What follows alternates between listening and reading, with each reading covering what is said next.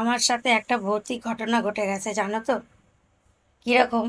আমি দোকানে, মানে আমার দোকান, সেলাইয়ের দোকান ছিল। আমি চলে গেছি 6টার সময় তাড়াহুড়ো করে।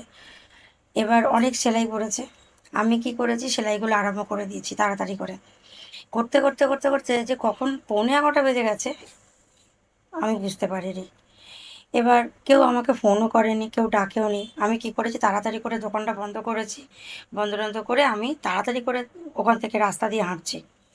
হাঁটতে হাঁটতে যখন মানে অনেকটা দূর আর কি, যখনই মাঝ রাস্তায় এসেছি তখন আমাকে কে যেন ঠিক এই কানের ঠিক সাইড থেকে আমাকে বলছে, এই মানুষে, একবার ডেকেছে। আমি কিন্তু দাঁড়াইনি, আমি চলতে চলতে শুনছিলাম। যেই ওরকম ডেকেছে, আমি তাড়াতাড়ি করে মানে বাড়ির গলিতে ঢুকে গেছি।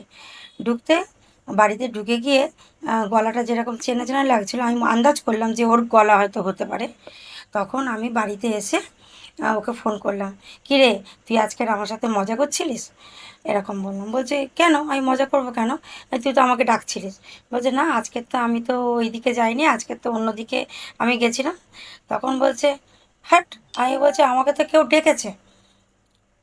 ব্যাস, আমার তখনই তো ভয় লাগতেছে, ভিতরে বুক ধুরপুর ধুরপুর ধুরপুর করছে আমার।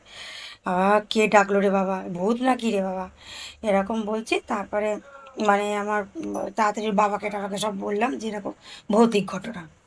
হ্যাঁ, এরকম কথা বললাম।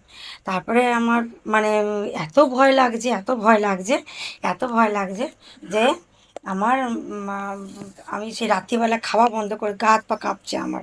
হ্যাঁ, এই রকম ঘটনা তোমাদের কারোর সাথে যদি হয়ে থাকে তাহলে প্লিজ জানিও কমেন্ট বক্সে।